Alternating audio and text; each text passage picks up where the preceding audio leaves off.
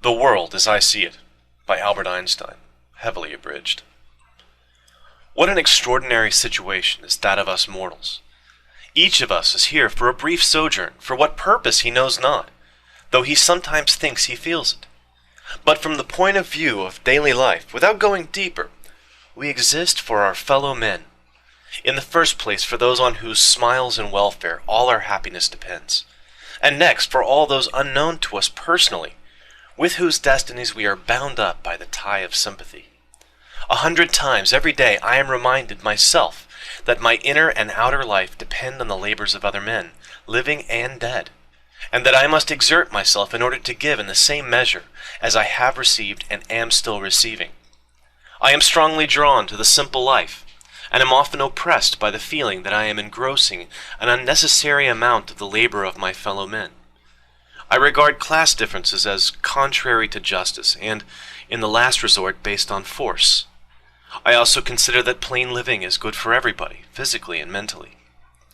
To inquire after the meaning or object of one's own existence or of creation generally has always seemed to me absurd from an objective point of view. And yet everybody has certain ideals which determine the direction of his endeavors and his judgments. In this sense I have never looked upon ease and happiness as ends in themselves. Such an ethical basis I call more proper for a herd of swine. The ideals which have lighted me on my way, and time after time given me new courage to face life cheerfully, have been truth, goodness, and beauty. Without the sense of fellowship with men of like mind, of preoccupation with the objective, the eternally unattainable in the field of art and scientific research, life would have seemed to me empty. The ordinary objects of human endeavor, property, outward success, luxury, have always seemed to me contemptible. My passionate sense of social justice and social responsibility has always contrasted oddly with my pronounced freedom from the need for direct contact with other human beings and human communities. I gang my own gait, and have never belonged to my country, my home, my friends, or even my immediate family with my whole heart. In the face of all these ties, I have never lost an obstinate sense of detachment, of the need for solitude, a feeling which increases with the years. One is sharply conscious, yet without regret, of the limits to the possibility of mutual understanding and sympathy with one's fellow creatures. Such a person no doubt loses something in the way of geniality and light-heartedness. On the other hand, he is largely independent of the opinions, habits, and judgments of his fellows, and avoids the temptation to take his stand on such insecure foundations. My political ideal is that of democracy. Let every man be respected as an individual, and no man idolized. It is an irony of fate that I myself have been the recipient of excessive admiration and respect from my fellows through no fault and no merit of my own. The cause of this may well be the desire, unattainable for many, to understand the one or two ideas to which I have, with my feeble powers, attained through ceaseless struggle.